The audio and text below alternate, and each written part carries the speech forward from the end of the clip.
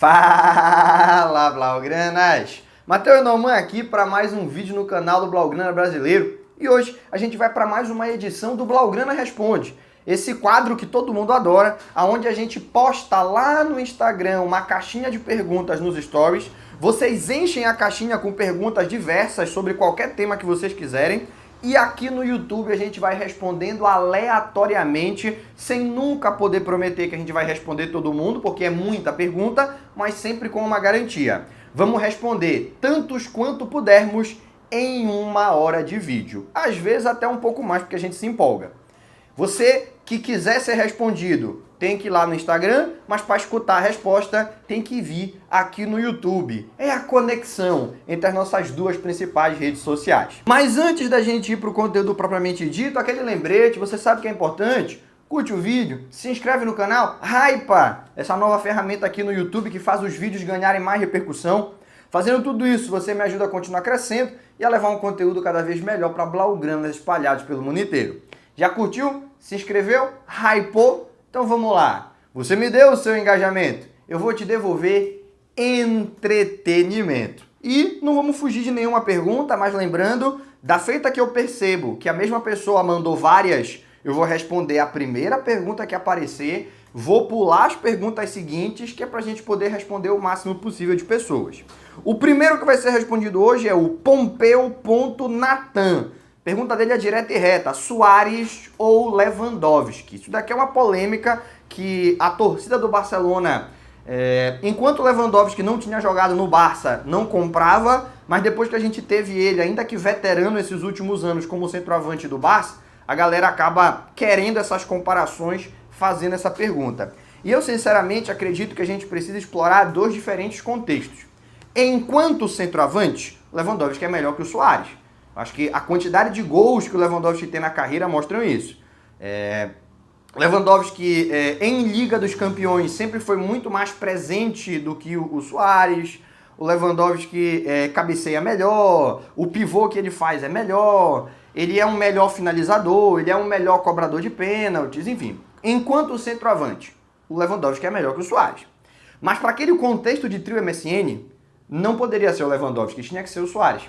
Porque o Lewandowski não tinha a qualidade do drible, isso o Suárez é melhor, e a velocidade para acompanhar Messi e Neymar. O Lewandowski no trio MSN ia fazer gol pra caramba, ia fazer um monte de gol, todo dia ia ter gol dele. Mas a química do trio talvez não fosse tão impactante quanto foi com a presença do Suárez. Portanto, a minha pergunta, tentando não ficar em cima do muro, mas mais ou menos ficando, enquanto centroavante, o Lewandowski para mim é melhor que o Suárez. Para fazer parte do trio MSN, o Suárez era melhor que o Lewandowski. Pergunta do, agora, Tolerdo Manica. Nome bastante interessante. As renovações de contrato não vão atrapalhar o registro dos novos jogadores? Na realidade, apesar de haver aumento salarial, na maioria das vezes as renovações abrem fair play. Porque elas estendem o que a gente chama de amortização por mais tempo, espalha, dilui por mais tempo a amortização da compra dos jogadores. Vou dar um exemplo bem rápido, tem vídeos mais completos explicando isso, tem vídeos mais completos explicando isso aí no canal, mas só um exemplo bem rápido, aqui para vocês. Digamos que o Rafinha foi comprado pelo Leeds e chegou no Barça recebendo um salário de 12 milhões de euros. Ele foi comprado por 60 milhões de euros. No fair play espanhol, ao contrário da Inglaterra, você só pode dividir o preço de compra de um jogador no quesito fair play financeiro até 5 anos. Então, para quem não sabe, define-se o impacto de um jogador no fair play financeiro através da seguinte fórmula: preço de compra dividido por anos de contrato, e o resultado dessa divisão você soma com o salário. 60 milhões dividido por 6 anos daria 10 milhões, mais o salário, a gente deu no exemplo que seria 12, seria um impacto de 22 milhões de euros por temporada. Então o impacto dele no fair play financeiro seria 22 milhões. Só que na Espanha o fair play não permite que você divida o valor de compra por mais do que 5 anos. exceto quando você renova. Então, o Rafinha foi contratado por 60. Mesmo que ele assine por 6 anos, só vai poder dividir esses 60, esse valor da compra, em 5 anos.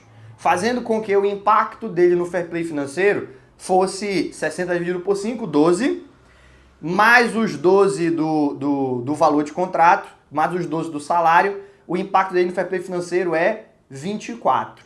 Não é isso? 12 mais 12, 24. Só que tem um detalhe. Quando ele renova, quando ele faz uma renovação, aí eu já consigo pegar o que estava faltando da amortização e diluir pelos anos seguintes, independentemente, sem qualquer tipo de limite de duração. Quando eu compro o jogador, no primeiro contrato dele, no máximo 5 anos. A partir do momento em que eu estou renovando o contrato dele, aí já vale diluir por mais do que 5 anos. Então, se o Rafinha, no momento que chegou 3 anos atrás, no momento que ele chega, o impacto dele no fair play é 24 milhões, e ele ganha um aumento, ele renova e ganha um aumento, o salário dele agora é 14, o salário dele agora é 14 milhões, mas ele renovou até 2028, até 2030, vamos lá para a conta ficar mais redonda. Então, de agora até o fim do contrato, são mais 5 anos, eu pego o que estava faltando amortizar, que eram os 3 últimos anos do contrato, e eu consigo diluir pelos 5 anos em que ele renovou.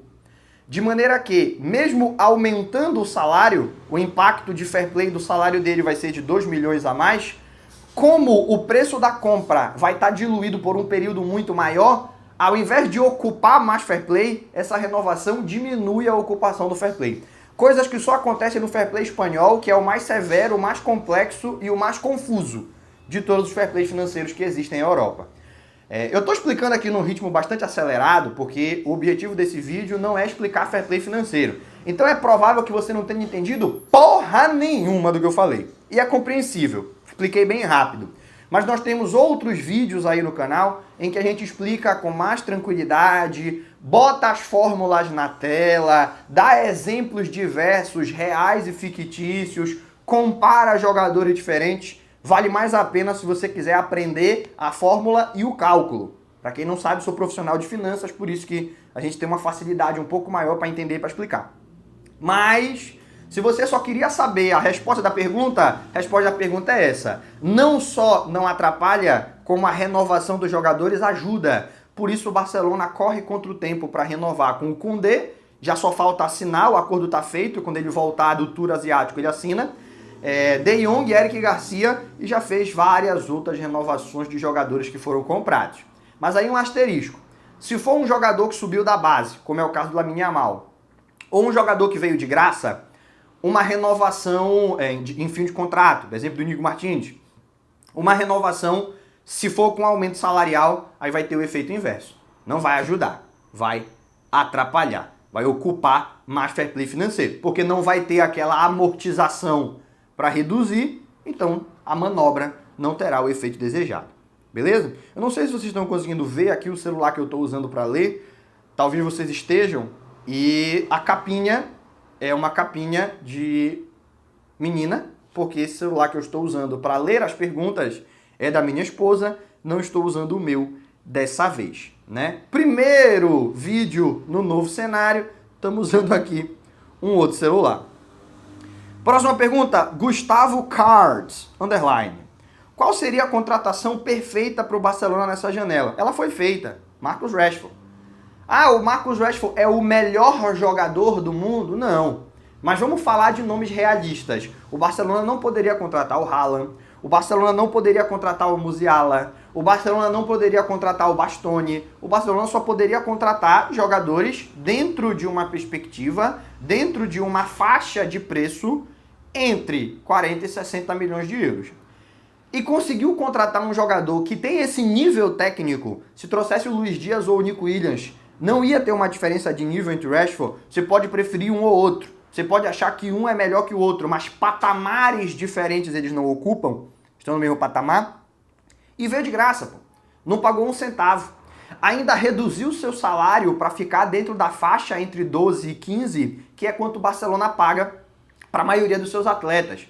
Os que recebem menos que isso, caso do Inigo, do Christensen, é porque ganharam um bônus de assinatura. E aí, se você for incluir o bônus de assinatura, você vai ter um salário nessa faixa, dos 12 a 15 milhões. Então, o Rashford foi o negócio mais redondo que o Barcelona poderia fazer, por uma questão de custo-benefício. E hoje, a gente querendo ou não, gostando ou não, o Barcelona é um time que tem que estar sempre olhando para custo-benefício. A pergunta agora do Washington Henrique Moura. Dumfries ou Grimaldo? Qual a melhor opção para o Barcelona? Cara, a gente até fez essa brincadeira, trouxe essa dinâmica lá no Instagram, fazendo a ressalva de que eu acreditava que não seriam contratados nenhum dos dois. Mas, já que estava se discutindo muito isso, vocês, quem preferem? E eu vi argumentos muito bons para os dois lados. Eu era totalmente indiferente. Quem viesse, para mim estava bom. Mas eu vi um argumento que me chamou mais atenção, que foi o de que a gente precisa muito mais de um reserva para o Baldé do que de um reserva para o Koundé. Porque o Koundé consegue emendar 5, 6 jogos consecutivos e não sente. Já o Baldé, com 2 ou 3 partidas seguidas, ele já tem que descansar por 2 jogos consecutivos, porque ele não tem o vigor físico necessário para se manter em alto nível, para manter o nível das atuações durante muito tempo. Então, a galera tava comparando, mas o Eric Garcia vai ser improvisado, a gente não sabe se ele vai render no longo prazo. Mas o Gerard Martin tem menor nível técnico. Mas o Koundé não é tão bom quanto o Baldé, talvez o Dumfries viesse e virasse até titular e o Grimaldo não. Vários bons argumentos eu vi ali, mas o que mais me pegou foi esse. De que, e eu concordo com essa ideia, viesse quem viesse, era para ser reserva. Koundé é melhor que o Dumfries, o Baldé é melhor que o Grimaldo. Isso daí para mim é uma realidade e, repito, se você quiser concordar ou discordar, os comentários estão abertos para o debate. Eu não quero acabar com o debate, só quero fazer parte dele. O Baldé, no entanto, quando a gente compara com o Koundé, tem menos vigor físico. Então, a gente vai precisar mais vezes usar o reserva do Baldé do que a gente vai precisar usar o reserva do Koundé.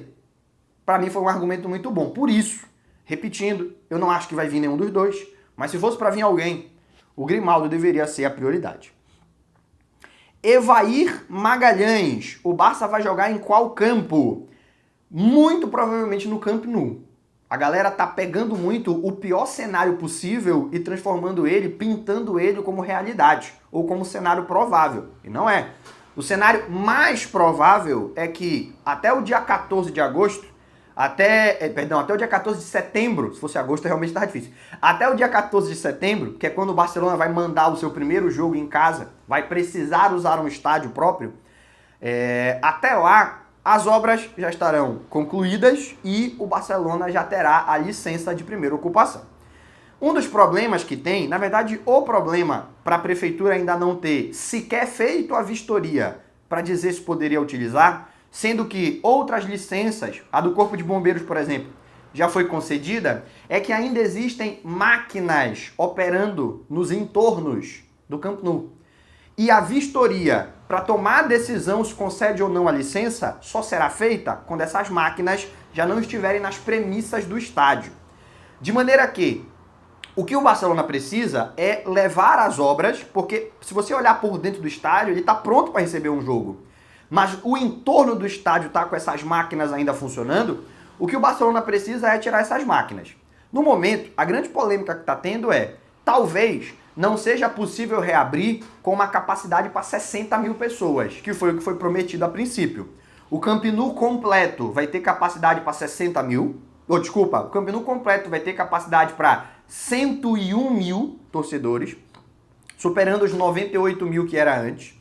Não por muito, mas muito mais moderno, com palcos mais bonitos, com assentos mais confortáveis, com uma estrutura no entorno melhor para restaurantes, enfim, para venda de camisas, etc. Então, você vai ter isso, essa modernização do Camp Nou, embora ele não cresça significativamente de tamanho, porque ele já era grande pra caramba. Vai ser o maior estádio da Europa e um dos maiores do mundo. Tem um estádio na Coreia do Norte, que dizem, a gente nunca vai saber porque é a Coreia do Norte, que ele tem capacidade para 150 mil pessoas. Fora ele, o Camp Nou tá ali, né, como vai ser o maior estádio do mundo até que se construa outro. No entanto, não se poderia abrir com a capacidade total, abriria-se com 60 mil lugares, então próximo de 60% da capacidade total. O que se discute agora é que talvez não dê tempo de completar as obras para abrir com 60 mil. Interrompe-se as obras, interrompe-se quando estiver perto da data, tira as máquinas do entorno, recebe a licença, a concessão da licença pela prefeitura para dar início aos eventos e faz isso com 45, 50 mil lugares, que é mais ou menos quanto se utilizava em Montjuïc, né? Em Montjuïc os públicos davam aí nessa média. Então, na pior das hipóteses, o Barcelona volta para Montjuïc. Esse negócio de, vai jogar no Johan Cruyff porque tem um show em Montjuïc, esquece isso. Pegaram o cenário mais catastrófico possível e imaginável e tentaram transformar numa realidade. E isso não só não vai ser uma realidade, porque os cenários mais catastróficos, as distopias, o inverso de utopia. A utopia é quando dá tudo certo, a distopia é quando dá tudo errado. Esses cenários distópicos, eles não se concretizam. Não à toa, eles são chamados de distópicos. Eles são ruins demais para se manifestarem na vida real. Ruins demais para se manifestarem na prática. Jogar no Johan Cruyff seria um cenário distópico. Não vai acontecer. E mesmo que desse tudo errado, e que o show fosse no dia do jogo, o que não é, o show em Montjuïc é dia 12, a partida do Barcelona ou será no dia 14 ou no dia 15. Desafios logísticos para reorganizar o estádio vão existir, mas nada fora da normalidade, nada fora da realidade. E mesmo que desse tudo errado, não se poderia jogar no Johan Cruyff, porque o Johan Cruyff não é estádio categoria B, ele é estádio categoria C. Estádio categoria C só pode ser utilizado nas divisões inferiores e no futebol feminino. A UEFA exige estádio categoria A e La Liga, primeira divisão, categoria B. O Johan Cruyff é categoria C, não poderia ser nele. Beleza? Então, cenário mais otimista, reabertura do Camp Nou com 60 mil pessoas. Cenário intermediário, reabertura do Camp Nou com entre 40 e 55 mil pessoas. E cenário mais negativo, porém ainda realista, voltar para Montjuïc. Johan Cruyff, jogar em Valência, jogar em Sevilha, mandar os jogos fora de Barcelona, pedir para o Espanhol ceder o estádio. Tudo isso aí é loucura, isso daí não vai acontecer. Isso daí é distopia, não é realista. Próxima pergunta, Lopes 7 _. O Araújo foi criticado na última temporada. Você acha que ele vai conseguir se provar de novo? Ou deveria mesmo sair? Cara, isso daqui já foi perguntado várias vezes. E eu sempre respondo com toda tranquilidade, não tem problema nenhum. Mas provavelmente vai chegar um dia em que a minha resposta vai mudar. Porque futebol é assim. Se você não estiver disposto a mudar de opinião, você vai insistir numa grande besteira um ano inteiro. Você pode falar uma grande besteira em agosto, porque em agosto fazia sentido, mas em setembro a realidade dá um tapa na tua cara, volte atrás. Não tem problema nenhum, todo mundo erra. Futebol é o cemitério dos espertos. Futebol é o cemitério dos sabichões. Quem acha que sabe tudo, o futebol tá aí pra encher a tua cara de bolacha, pra mostrar que tu não sabe de porra nenhuma. Beleza? Mudar de ideia faz parte. No entanto, como a temporada ainda não começou, não aconteceu nada que pudesse me fazer mudar de ideia. E eu continuo com a mesma opinião. Se houvesse uma oferta de um valor interessante pelo Araújo, eu venderia. Só que essa oferta não existe.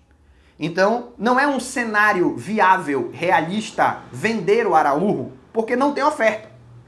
Se não tem oferta, não tem como vender. Não por exemplo, o FIFA, né? Ou o UFC aí, que a galera mudou de nome agora. Você vai lá, coloca o jogador, lista de transferências, já começa uma enxurrada de ofertas imediatamente e tu vai só aceitando aleatoriamente até o jogador ir para algum time. Não é assim no futebol real. E mesmo que fosse, fazer isso seria diminuir o valor de um atleta que já está bastante machucado. O valor do Araújo, que a gente já recusou a oferta de 90 milhões, porque enxergava-se nele potencial para ser um dos grandes zagueiros do futebol mundial. E ele tinha mesmo.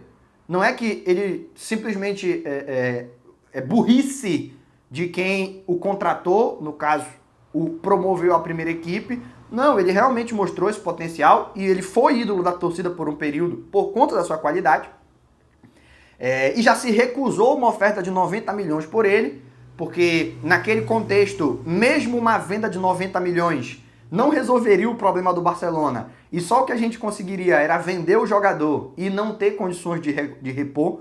O sistema de fair play da Espanha, bastante severo, colocou o Barcelona nessa situação, e as pataquadas do Bartomeu também.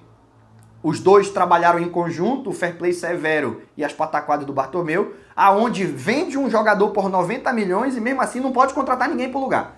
O Barcelona viveu esse cenário, então a venda foi recusada, e que da última vez que teve oferta foi 35. E agora nem oferta tem. Então se desvalorizou. Se eu sair gritando que eu quero vender o Araújo, eu vou vender por 15, 20 milhões. Aí eu te pergunto, tu vai trazer um zagueiro melhor que ele por 15 ou 20 milhões? Não vai, cara. Tu vai trazer um zagueiro melhor que ele por 25, 30 milhões? Não vai. Então, a galera não pode enxergar a venda de um atleta como uma punição. Ele jogou mal, vende para ele aprender a lição, que com o Barcelona não se joga mal. E é vingança, isso não é gestão. O torcedor pode ter esse sentimento, o diretor não. Vender o jogador não é uma punição a ele. Você tem que vender o jogador quando aquele movimento financeiramente do quesito montagem de elenco faz sentido. Não tem oferta? Não vende. Vamos torcer, embora só o tempo dirá, para o Araújo poder se transformar novamente no que ele já foi um dia, porque ele já foi um dos grandes zagueiros do futebol mundial. No entanto, quando tocar o hino da Champions, que se olhe para o Eric Garcia e para o Christensen como prioridades vindo do banco de reservas. O Eric, que pode jogar na lateral, no meio-campo e na zaga, quando tocar o hino da Champions, se olhe primeiro para ele, que se olhe primeiro para o Christensen, que se olhe para o Koundé na zaga e o Hector na lateral, porque o Araújo, quando escuta o hino da Champions, ele sente uma vontade louca de falhar e de condenar o time à eliminação. Isso tem que ser falado. Eu ainda acredito que ele pode se recuperar, mas eu não quero correr o risco. Essa temporada é a temporada do Barcelona redondinha, do Barcelona com o melhor elenco que a gente já viu em muito tempo, o melhor elenco do mundo na atualidade. Não é o de mais grife, mas é o melhor. Talento distribuído de maneira muito consciente entre todas as posições. Jogador brabo para todas as posições. Alguns dos melhores jogadores em suas posições na maioria do campo. Então, cara, é a temporada para ganhar a Champions. Vamos recuperar o Araújo? Vamos recuperar na Copa do Rei, vamos recuperar na Liga Espanhola, vamos recuperar na Supercopa, na Champions, por favor, ou Christensen ou Eric Garcia. Você assiste futebol brasileiro? Pergunta do Cauã_07. Ou você torce para algum time daqui?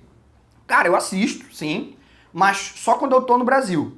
Porque quando eu tô na Espanha, o fuso horário faz com que os jogos que a gente quer assistir, eles comecem 3 horas da manhã. Aí não tem como, né? Porque o jogo vai começar 3 da manhã, vai terminar 5 da manhã. Quando é que eu durmo? Complicado, né? Mas quando eu tô no Brasil, eu sempre assisto, sim. Torcer. Eu não torço para nenhum dos clubes de primeira divisão. Flamengo, Fluminense, Botafogo, São Paulo, não torço para nenhum. Tenho torcida pelos times da minha cidade, o Paysandu e o Remo. Inclusive foram 2 times que, quando eu ainda sonhava em ser jogador de futebol, eu participei de competições federadas, famosa divisão de base, né? No Remo, no futebol de salão, no Paysandu, futebol de campo, mas quando eu era muito novo.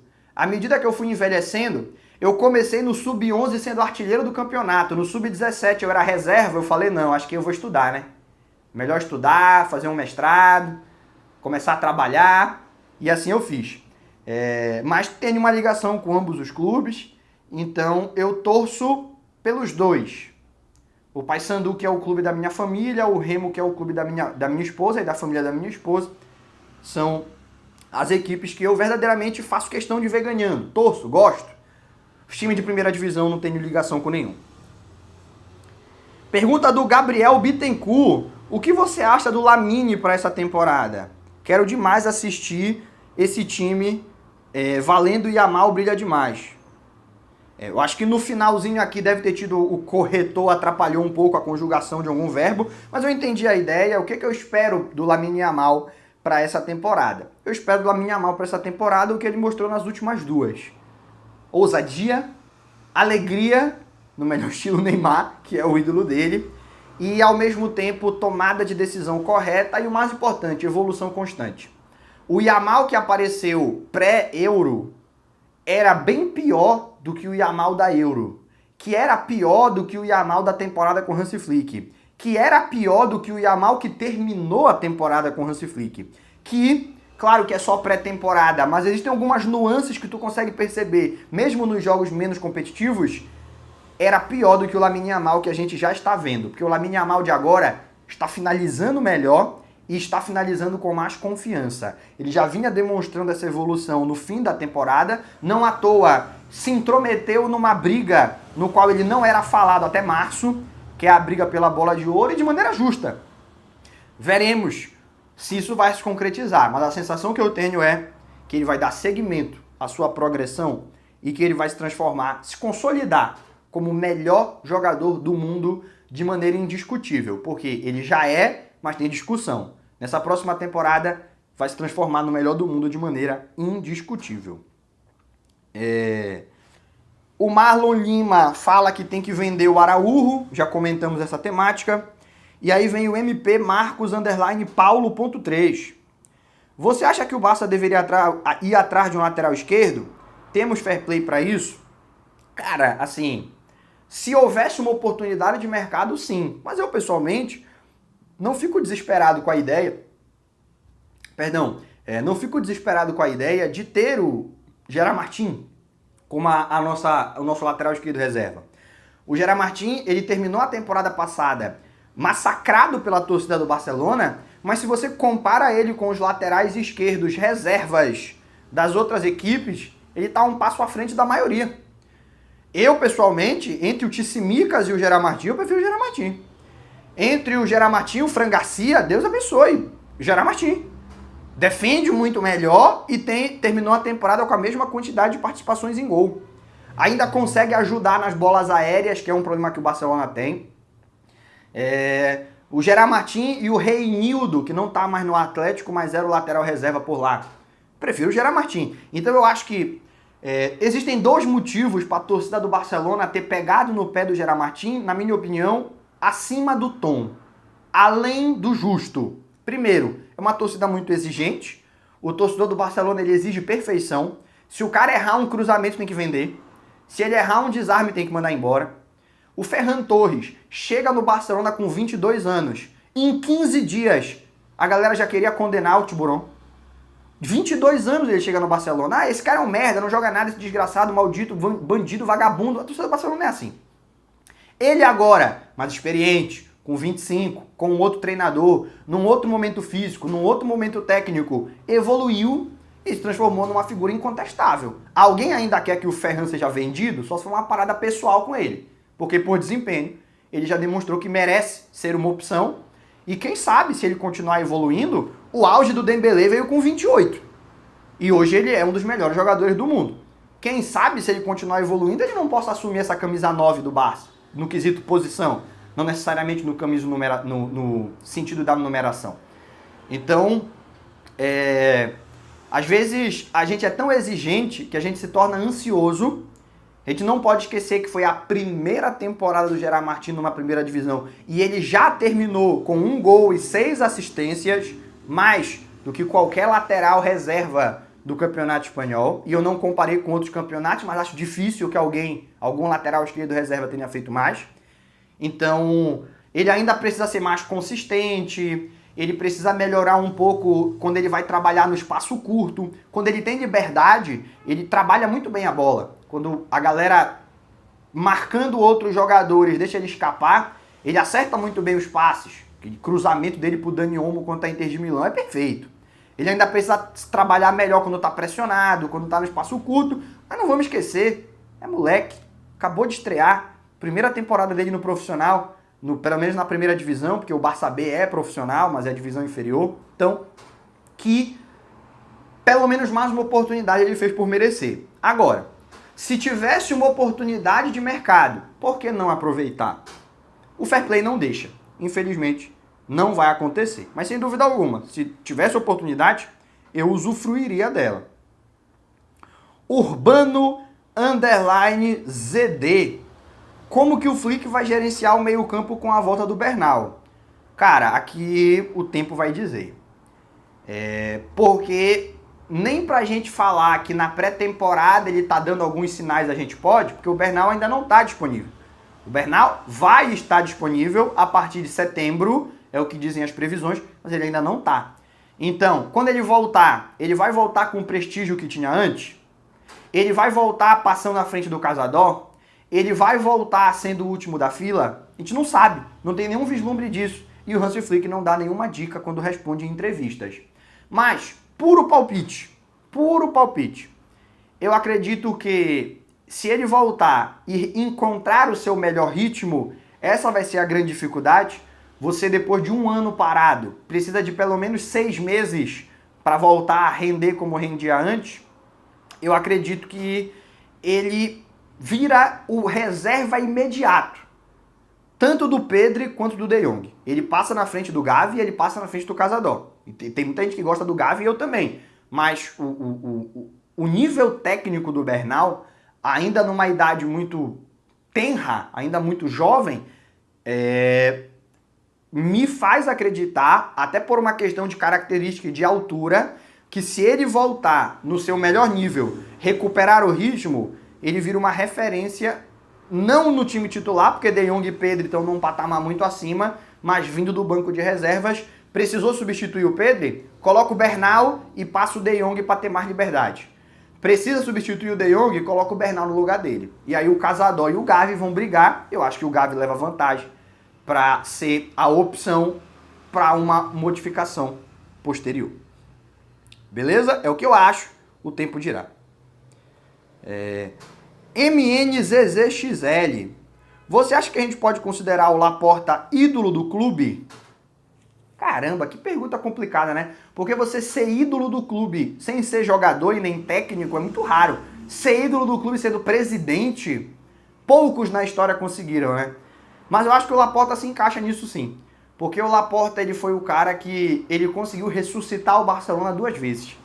O Laporta é o cara que ressuscita o Barcelona ali que também é complicado falar porque o Ronaldinho Gaúcho, né?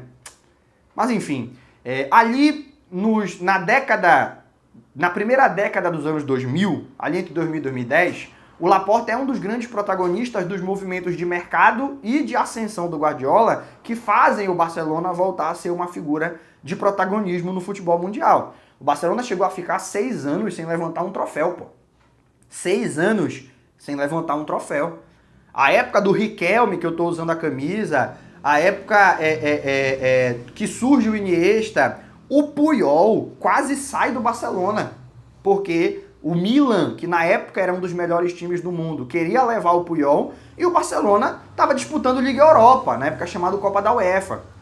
Só que ele tinha uma identificação tão grande com o clube que ele rejeitou, não quis ir para o Milan, ele deu uma entrevista falando sobre isso e ficou no Barcelona. Naquela época, antes da gente ter os jornalistas de mercado, que para mim era uma época muito melhor, eu odeio. Você também pode concordar ou discordar, mas eu acho chato pra caralho jornalista de mercado. Eu sei que a galera gosta, a galera quer saber tudo o mais rápido possível, eu acho chato pra caramba, eu achava maravilhoso naquela época mais antiga, em que às vezes o jogador tava quase para ser vendido e ninguém sabia, e aí ele voltava atrás e a gente continuava sem saber, e aí quando terminava a carreira ele dava uma entrevista e a gente falava, caramba, olha o que aconteceu. Isso aconteceu com o Puyol.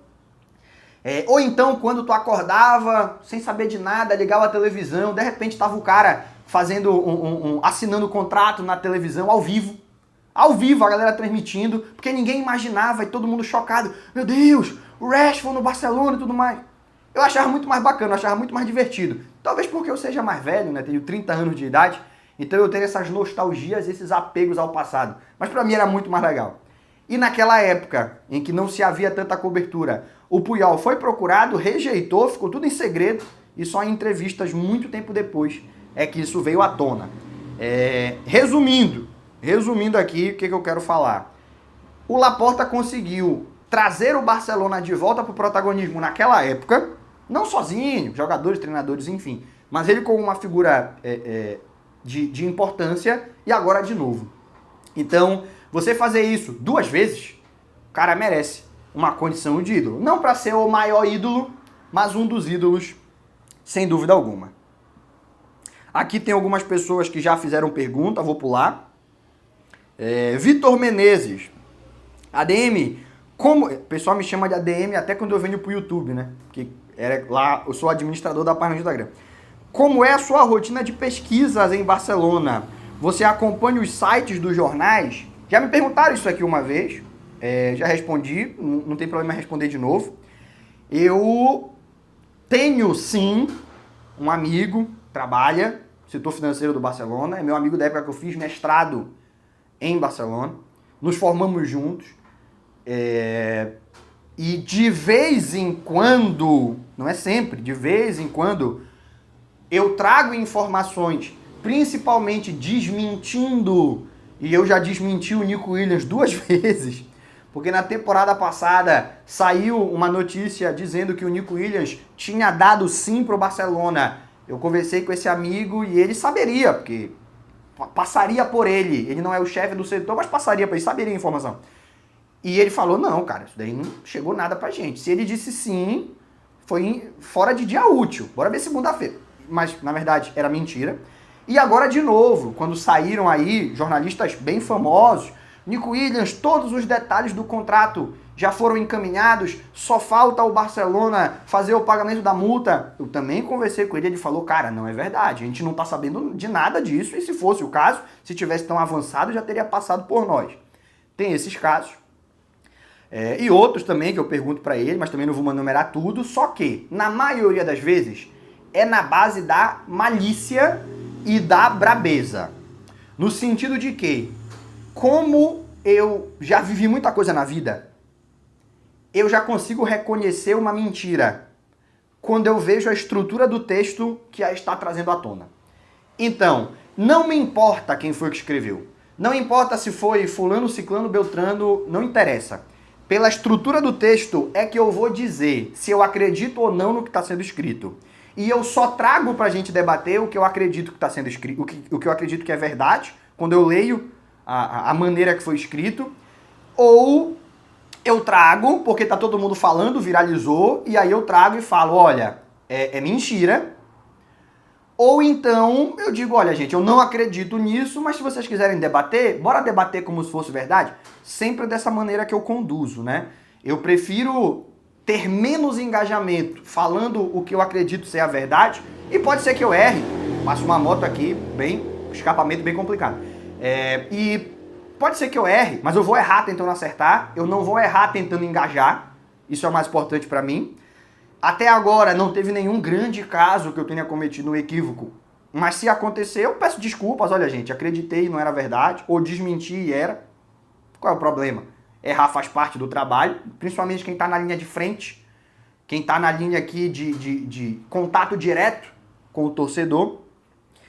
E geralmente é assim, cara. Na maioria das vezes, eu leio o texto, eu vejo a reportagem e eu falo, não, esse cara quer mentir pra mentiroso. Pra cima de mim, passei a vida inteira mentindo, quer mentir pra mim, não vai mentir. E aí eu venho e desminto, eu venho e ou não compartilho, ou até falo, olha, viralizou tal notícia, se vocês quiserem a gente debate, mas eu acho muito difícil ser verdade. E pra mim não interessa quem foi o jornalista. Não, a galera às vezes acha que tem alguma coisa pessoal, mas Fabrício Romano também erra, pô. Errou o caso do Nico Williams.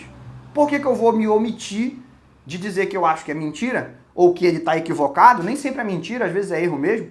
Por que eu vou me omitir de trazer a informação correta porque um cara famoso deu informação errada? Não faço isso. Não vou fazer. Se for para fazer isso, é melhor fechar o canal. E aí eu só fico encaminhando o link de jornalista famoso para vocês. Não vou fazer. Na maioria das vezes é assim. E de vez em quando é... Opa, não vou falar o nome também, né? Mas, ei, paizão, qual é a parada aí? O que tá acontecendo aí? É verdade? É mentira? Aí ele me responde e a gente traz a notícia aqui um pouco mais completa para vocês. Beleza? Jesse 10123. Qual é a sua sensação pro Barcelona nesse ano? Como eu já respondi isso várias vezes, aprofundando as discussões, eu vou ser mais sucinto dessa vez. A minha expectativa, porque esperança é algo muito distante, a minha expectativa é Barcelona tríplice coroa. Tríplice coroa de tríplices coroas. A terceira vez, o primeiro time a conseguir isso, 3 vezes, uma tríplice coroa na sua história. Essa é a minha expectativa para o Barcelona nesta temporada. Raoni _ Chaves. Na sua visão, para o Barcelona melhorar o sistema defensivo, é preciso controlar a linha alta? Eu também já trouxe vídeos nessa direção, mas não custa repetir, no qual eu tento mostrar que há um exagero do temor com a linha alta. O Barcelona toma muito gol por causa da linha alta. Por que não joga igual o PSG, que toma menos gol? Mas o PSG também joga com a linha alta.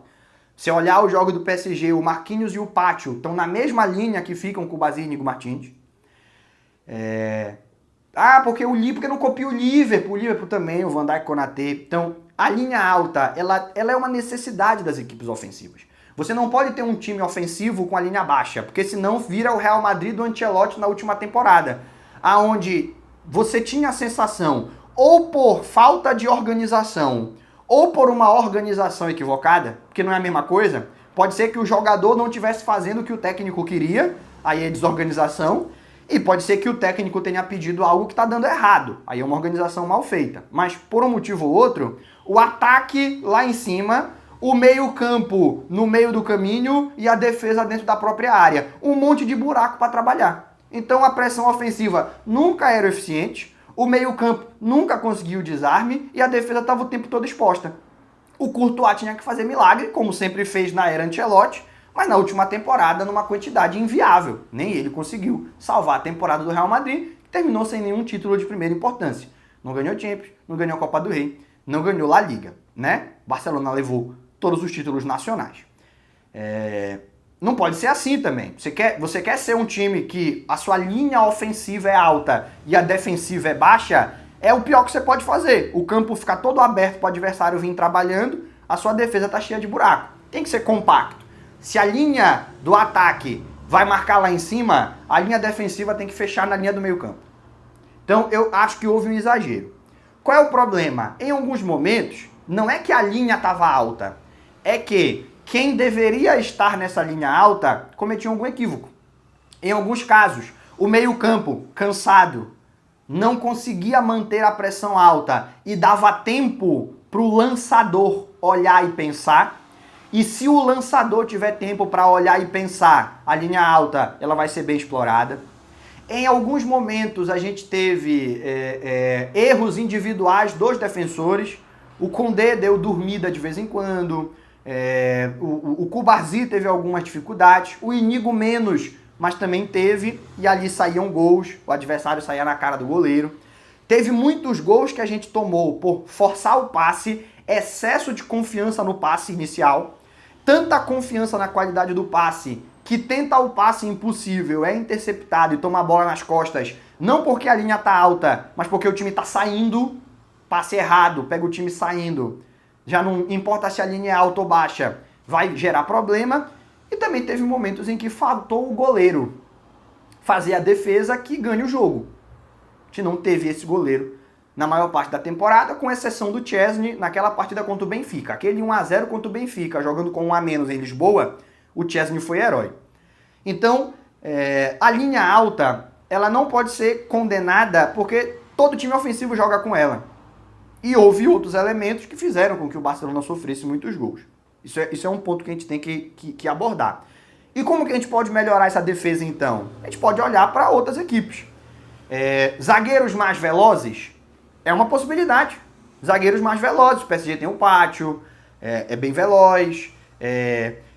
O Konaté tem uma velocidade bacana também. Nem ele nem o Van Dijk são velocistas, mas o Konaté ele tem uma boa velocidade para zagueiro. O Inigo Cubarsí não. Poderia botar o Araújo, mas o Araújo ele quebra outros elementos importantes da defesa. Então essa solução não é viável. Uma outra solução possível, colocar um homem a mais no meio campo, à frente da nossa defesa, abrindo mão do nosso homem de meio campo que está à frente dos nossos volantes. que eu tô querendo dizer? A gente não joga com Pedro, De Jong e Dani Olmo? Por que não jogar com Casador, Pedro e De Jong? Nos jogos mais exigentes, em que o adversário tem um contra-ataque mais pesado, mais complexo de defender, com individualidades, principalmente para trabalhar por dentro, você tem um homem a mais aqui protegendo a defesa, o De Jong e o Pedro continuam indo lá em cima fazer a pressão ofensiva, mas tem um outro meio-campista aqui no balanço, pode atrasar os ataques adversários. Ao invés de ter um buraco aqui para ser explorado, tem o Casador, tem o Bernal, tem o Gavi, entendeu? Também é uma possibilidade. A presença do João Garcia já vai ajudar muito, porque ele é um goleiro que pega a bola do jogo, isso faz toda a diferença. E a bola do jogo não precisa ser nos acréscimos do segundo tempo, a bola do jogo às vezes é aos 15 do primeiro tempo, que é aquela defesa que tu faz, que tu mantém o jogo 0-0, e que se tivesse 1-0 pros caras, ia ser 10 vezes mais difícil construir o resultado. Não é isso? Então, já vai dar uma melhorada boa. O segundo ano do Hansi Flick, principalmente tendo o Christensen novamente como opção, também já vai dar um up nessa defesa. Eu tenho muita confiança de que a equipe vai melhorar e o Flick vai encontrar as soluções. Uma das que eu acho que a gente poderia utilizar e que mexe menos no conceito de jogo, falei no outro vídeo e repito aqui, é alternar um pouco a pressão ofensiva. Não precisa ser pressão ofensiva 90 minutos. A gente pode fazer pressão ofensiva 15 minutos, 20. Opa, eu senti que o meu meio campo cansou. Os caras estão começando a conseguir trabalhar a bola com mais facilidade. Então eu desço, descanso embaixo e depois eu volto a acelerar, eu volto a aumentar a rotação e marcar lá em cima de novo. Então, 15 minutos marcando pressão, 15 minutos embaixo, 15 minutos marcando pressão. Vem um intervalo, 15 minutos pressão, 15 embaixo. Olho para o placar, eu ainda preciso marcar lá em cima, eu posso segurar. Essas adaptações, ter uma variação tática dentro do jogo, sem precisar substituir, uma variação de comportamento da equipe, isso daí também pode ajudar muito o Barcelona. Beleza? Próxima pergunta. Arthur Emanuel 14. Você acha que o Yamal pode superar o Messi? Cara, eu ainda não vi um jogo do Yamal que eu diga vai superar o Messi. Mas ele tem 18 anos de idade. Então eu não posso dizer que não vai. Porque você que cresceu vendo o Messi e quando alguém fala que o Yamal tem potencial para superar o Messi um dia, fica ofendido porque o Messi é insuperável, saiba que quando o Messi surgiu e falaram que ele tinha potencial para superar o Ronaldinho Gaúcho, quem cresceu vendo o Ronaldinho Gaúcho também ficou ofendido, porque o Ronaldinho era insuperável. Quem viu o Rivaldo quando surge o Ronaldinho, também ficou ofendido, porque o Rivaldo é insuperável. E a gente vai por aí até os anos 10. 1905 vai ter um jogador que consideravam insuperável e que em algum momento foi superado. Eu ainda não vi um momento em que eu diga, caramba, tô vendo o Yamal hoje, cara, ele vai superar o Messi. Ainda não aconteceu. Mas se alguém disser que acha que pode, eu não tenho elementos para dizer que não. Ele é muito novo. Não dá pra gente definir agora qual vai ser o teto desse moleque. Pode ser que ele pare de melhorar. E já tá bom, né? Se ele parar de melhorar, ele já é o melhor jogador do mundo. Tá ótimo se ele parar de melhorar. E pode ser que ele continue melhorando e supere jogadores lendários. Hoje, ele é disparado o melhor da geração.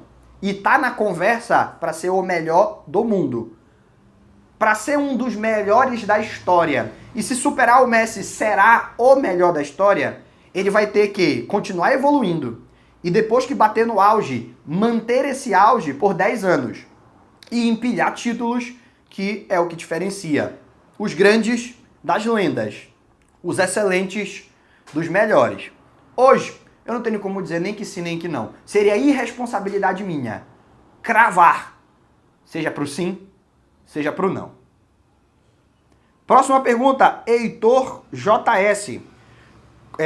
Desculpa, já respondi essa, né? Já respondi essa. Tipo assim, quem tinha mandado antes foi o Raoni Chaves. Agora quem manda é o Heitor, mas é a mesma pergunta. Como resolver os problemas defensivos? PV_Glender. O Barça deveria ir atrás de um ponta pro Rafinha jogar como meia? Não. Sou totalmente contra.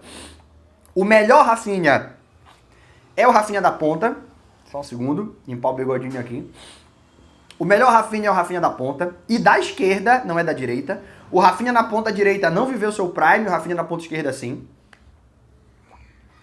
Mas muita gente fala que o Rafinha de camisa 10 jogou pra caramba. Cara, a gente nem teve uma amostragem significativa do Rafinha jogando por dentro. O Rafinha jogou por dentro quando o Dani Olmo não estava inscrito. Da feita que inscreveram o Dani Olmo, da partida contra o Raio Vallecano em diante, o Rafinha não apareceu mais como camisa 10. E foi repetido a exaustão que ele era o que jogava naquela posição pelo Barcelona. No momento em que se escalava a seleção brasileira, eu acho que até como uma maneira de convencer o grande público de que era uma solução viável, a seleção brasileira poderia jogar com Rodrigo, Rafinha e Vinícius. Mas não é o melhor Rafinha. O melhor Rafinha é o Rafinha da ponta. O Rafinha não pode ficar encaixotado, sem ter para onde correr, como usar a sua velocidade. Ele não é um jogador de criatividade. As assistências do Rafinha não são do passe genial, são de dar o tapa no fundo e fazer o passe para quem vem finalizar de trás ou para o centroavante, o Lewandowski, que está entre os zagueiros. Você tira tudo que ele tem de especial se você botar ele de camisa 10. Então eu sou totalmente contra. O Rafinha é ponta. Como ponta, o Rafinha tá brigando pela bola de ouro. Como meia, o Rafinha é mais um. Eu não quero que o Rafinha seja mais um. Eu quero que ele continue sendo um candidato à bola de ouro. O Christensen é muito melhor que o Araújo. Tem que vender o Araújo. O Christensen é craque. Aqui não foi uma pergunta, foi um desabafo do Duzin.x7 e o desabafo está feito. Eu acho que não vai vender nenhum dos dois, porque o Christensen, a diretoria quer vender, mas ele não quer sair. E o Araújo, se viesse uma oferta boa, a diretoria aceitaria, mas ninguém está fazendo oferta boa nele. Mig.boi. Acredito que o Fermin deveria ser titular no lugar do Olmo. O que você acha? Cara, eu não tenho jogador de estimação. Se em algum momento o meu jogador, o melhor jogador que eu vi, não só a camisa do Barcelona, na história, todos que eu vi, o melhor, Messi, disparado. Tem uma prateleira pro Messi, tem uma prateleira vazia, aí vem Cristiano Ronaldo, Iniesta, Xavi, enfim. Toni Kroos, Modric, beleza. Se o Messi tivesse numa fase ruim e a gente tivesse alguém no banco pedindo passagem, eu pediria para tirar o Messi do time. Só que isso nunca aconteceu. Nunca aconteceu do Messi viver uma fase ruim. A fase ruim do Messi era que tinha semana que ele fazia 5 gols e semana que ele fazia 2. Essa era a fase ruim do Messi. Fazia 2 gols. Um gol quarta-feira, um gol domingo. Ah, nossa, o Messi caiu de ritmo. Mas nunca o Messi viveu uma fase com a camisa do Barcelona para ele ir pro banco. Nunca. Nenhum momento. Por isso eu nunca pedi. Mas se ele vivesse, eu pediria. Imagina o Dani Olmo. Então, se o Dani Olmo não tiver correspondendo às expectativas e o Fermin estiver pedindo passagem, bota o Dani Olmo no banco, não tem problema nenhum. Lewandowski, Rafinha, Lamine Yamal, todo mundo, Pedri. Se não estiver jogando bem, tem que sair do time. Se tiver alguém no banco que pode oferecer mais, coloca. Eu não quero saber de grife, eu não quero saber de nome. Eu quero saber do escudo. Barcelona, vitória da equipe. É muito difícil a gente imaginar um cenário em que o Pedri, o Yamal, Rafinha, Lewandowski, eles não vão estar jogando bem e por isso vão merecer ir para o banco. Isso é uma outra história. Eu não acho que isso vai acontecer, mas se acontecer, eu dou total razão para o treinador se ele tomar a decisão. Hoje, eu acho o Dani Olmo mais jogador que o Fermin e se estiver em boas condições físicas, ele é top 3 da posição no futebol mundial. Dani Olmo, que talento. Ele só precisa resolver a sua situação física. Esse negócio de passa um mês lesionado, 15 dias recuperando o ritmo, joga um mês e lesiona de novo, é muito prejudicial para ele e para o time. Porque o time se acostuma a tê-lo quando ele tá bem e sente falta quando ele não tá. Se ele vier para mais uma temporada nesse estilo, aí sim, vamos apostar no Fermin na posição. Ou, quem sabe, Ferran, Rashford. São dois jogadores que podem atuar atrás do atacante, embora não sejam as suas melhores posições. Rafinha, já falei que não quero. Rafinha, já falei que não quero. Rafinha tem que ser sempre na ponta, é onde ele joga melhor. Você acha que o Gerard Martin pode ser mais importante como zagueiro pela esquerda do que como lateral? A pergunta é do Arthur Vide Siqueira. O primeiro teste do Gerard Martin como zagueiro foi agora, né? Ele era zagueiro no Cornellá, ele é contratado pro Barça B como zagueiro, mas no Barça B ele vira lateral esquerdo e ele nunca joga como zagueiro no Barça B. E ele passa para o time principal como lateral esquerdo. E agora ele volta a ser testado na zaga. Então, eu não duvido que possa ser feita uma conversão igual a do Koundé, que era zagueiro, mas tinha seus altos e baixos.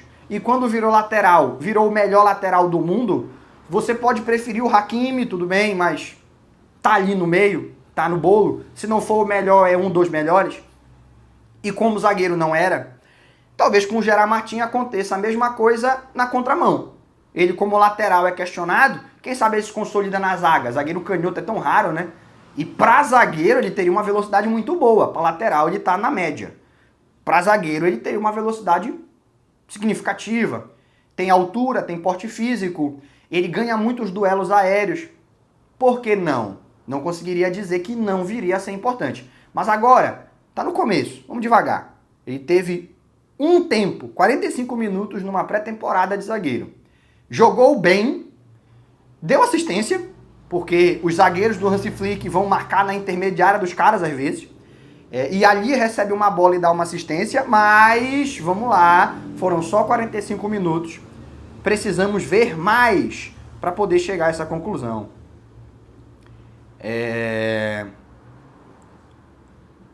Deixa eu ver aqui alguém que ainda não tenha mandado.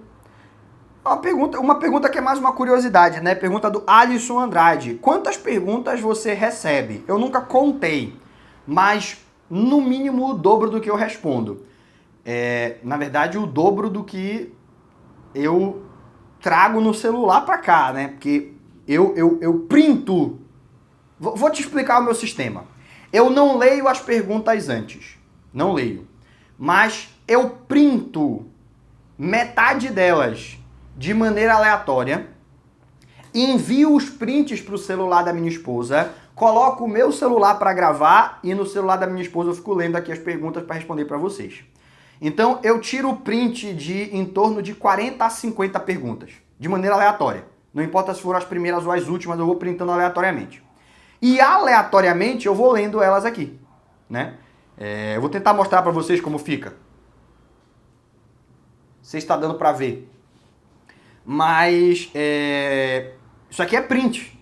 Isso aqui é print. Aí eu printo, vou respondendo e depois eu vejo quantas cabem em uma hora. Então eu devo receber entre 80 e 100 perguntas lá na caixinha. Eu printo entre 40 e 50, eu respondo mais ou menos 20. Se você contar quantas perguntas eu respondo, dá mais ou menos isso. Esse é o sistema do nosso Blaugrana Responde. Estamos chegando na reta final, inclusive. Vou responder mais duas. É preocupante o Lamine ficar que nem o Mbappé e achar que não precisa correr pelo time? É a pergunta do Heitor JS. Eu acho que eu... Não respondi ele. Eu ia responder ele, mas a pergunta que ele tinha mandado, já tinham mandado antes, eu não respondi. Então eu vou responder. E é claro que é preocupante. Só que assim, é preocupante no sentido de se acontecer. Não é preocupante no sentido de estamos vendo acontecer. Eu não estou vendo isso acontecer. Eu acho que o Yamal, ele tem menos sacrifício que o Rafinha, mas você vê o Yamal em muitas partidas auxiliando o Koundé na marcação, desarmando na lateral, pressionando no ataque. A parada do Mbappé é muito extrema, velho. O Mbappé, ele é o jogador que menos corre no mundo. Eu não estou dando opinião, isso é estatística. Fizeram uma estatística aonde separaram os jogadores que... Aí eu vou, para ser justo, era só na Champions. Tinham acontecido ali 5 rodadas, as 5 primeiras rodadas da Champions, e aí fizeram o top 5 de jogadores com a menor média percorrida da competição. O primeiro era Mbappé, ele tinha corrido 7 km de média. A média do time era 11. E o Real Madrid já era o que menos corria. O cara conseguiu ser o que puxou a média da equipe a ponto da média da equipe ser a pior da competição. Deus abençoe. Imagina o quanto esse cara não tem preguiça para marcar, para correr, para contribuir. E em segundo lugar estava o Vinícius Júnior. Aí Deus abençoe. Tu tem os dois que menos correm, que menos se sacrificam. Foi ali uma estatística que eu acho que simbolizou o que viria a ser o resto da temporada. Na época, o torcedor ele não precisa entender muito. O torcedor tem que torcer. Mas quando sai essa estatística, eu via muitos torcedores no Brasil e na Espanha falando: não tem que correr, tem que fazer gol. Enquanto ele fizer gol, não tem problema ele não correr. E claro que o torcedor ter esse pensamento é normal, mas imagina um técnico, um presidente, um analista, um comentarista ter acesso a esse dado e não achar que aquilo vai ser um grande problema no longo prazo. E foi. E hoje todo mundo concorda, até os torcedores, que se Mbappé e Vinícius não começarem a correr, o Real Madrid não vai para lugar nenhum. Não adianta contratar Arnold, Rice, não adianta. Se não começarem a correr, não vai para lugar nenhum. Se o Yamal tivesse esse nível de falta de comprometimento, cara, seria extremamente preocupante. Mas tá longe, viu? Tá longe. Tá gigantescamente longe. O jogador no Barça que menos corre é o Lewandowski. E mesmo assim, ele corre bem. Ele ajuda bastante. Ele pressiona. Ele força a bola longa, ao invés de deixar o adversário sair tocando de baixo. É só o que tu pode pedir do teu centroavante. E ele faz. Percebeu uma tentativa do Flick de usar o Koundé como um terceiro zagueiro lá na pré-temporada? Eu percebi, eu vi, mas eu acho que isso vai ser uma situação de emergência, o jogo já precisando segurar uma vantagem, eu não acho que vai ser uma proposta principal, até porque tu tira muito do Lamine Yamal se tu deixar ele isolado. Que foi o que a seleção espanhola fez contra Portugal. Contra Portugal, o Lamine estava isolado no meio de 4. Não subia. Ele não tinha o apoio dos laterais. Do lateral direito, no caso. Né? Jogou tanto o Mingueza quanto o Pedro Porro. E ninguém ajudava o Yamal. E quando ele recebia a bola, era o Nuno Mendes, o Gonzalo Inácio na sobra, o Vitinha fechava por dentro e o Pedro Neto vinha para ser um homem a mais na pressão e na tentativa do desarme. Até por isso eu acho que o Pedro Neto foi titular naquela final e não o Rafael Leão. Pode ser que tenham outros motivos, mas eu acho que muito por isso. Pela capacidade de sacrifício tático que um tem e o outro não. A preocupação com o Yamal foi tão grande que tinham 4 marcando. A ausência de um lateral faz com que ele não consiga jogar, vai ficar encaixotado. Precisa dessa ultrapassagem, precisa ou do Eric Garcia vindo por dentro para construir, isso vai abrir espaço para o Yamal, porque vai puxar o volante, vai puxar o ponta, ou do lateral, como é o Koundé fazendo a ultrapassagem, que ou você acompanha ou o Yamal dá o passe e o Koundé vai fazer a assistência na linha de fundo. Então, eu acho que a gente vai ver bem pouco, mas sim, eu observei essa tentativa na pré-temporada. Quais as suas previsões para o primeiro turno de La Liga? Anotherlive.world é o nome do cara. Depois dessa eu respondo mais uma e a gente encerra. Previsão para o primeiro turno de La Liga. Cara, eu acho que eu posso fazer uma previsão para o campeonato inteiro, né? Por que só o primeiro turno? Até porque a minha previsão para o primeiro turno seria o mesmo do campeonato todo. Barcelona líder, Real Madrid 5 pontos atrás no mínimo e Atlético de Madrid a 5 pontos do Real Madrid no mínimo. Atlético de Madrid contratou pra caramba, mas não contratou ninguém que encha os olhos, só o Alex Baena. E a última pergunta, Mari.Ribs, acho que seja Ribeiro, mas ela escreveu Ribs de costela, né? O cenário novo ficou ótimo. É aqui no Brasil? Vocês vão voltar a morar em Barcelona?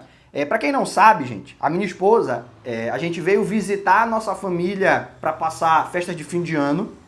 E a minha esposa adoeceu, e ela piorou, e ela precisou ficar internada, e ela ficou na UTI. Uma história muito triste, eu não vou contar nesse vídeo, quem me acompanhou na época sabe. Mas ela se recuperou, tá?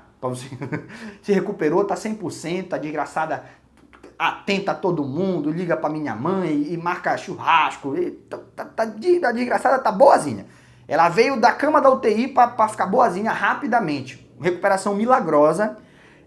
Os médicos acreditavam que ela poderia ter alguma sequela neurológica. Não tem nada. Graças a Deus, eu agradeço a todo mundo que me acompanhou nessa época e rezou, cada um dentro da sua fé, para que ela melhorasse. E até quem não rezou, porque não acredita, mas mandou energias positivas, tudo isso eu tenho certeza que ajudou. E ela tá muito bem. E ela me fez um pedido. Ela não quer ficar longe da família. Então, eu vou e ela vai me acompanhar ficar indo e voltando, mas ela quer ter uma casa na cidade que nós dois nascemos, né, que é Belém. A gente já morava na Espanha há bastante tempo. Ela sempre sentiu saudade da família, mas depois dessa experiência bastante traumática para ela e para todos nós, ela fez esse pedido. Ela quer ter uma casa em Belém e ela quer poder ficar perto da mãe, da minha mãe também, ela é apaixonada pela minha mãe, elas têm uma relação muito bonita, a minha mãe e a minha esposa. Ela quer estar perto também, ela quer ter uma vida próxima da família. Mas todas as vezes que for necessário, porque ela me ajuda na edição dos vídeos, nas gravações e tudo mais, ela vai comigo até Barcelona gravar. Então a gente vai ficar nesse sistema. É o clássico, tô lá. Mata-mata de Champions, tô lá em Barcelona. Abertura do Camp Nou, tô lá em Barcelona. Sempre que tiver alguma coisa importante, tô lá em Barcelona. Mas morar, de declarar imposto de renda, estabelecer o teu endereço se vier uma intimação judicial, vai ser no Brasil, vai ser em Belém e em constante contato com meus amigos que estão em Barcelona, que estão em outros lugares da Europa, para a gente produzir um conteúdo de qualidade, tá bom?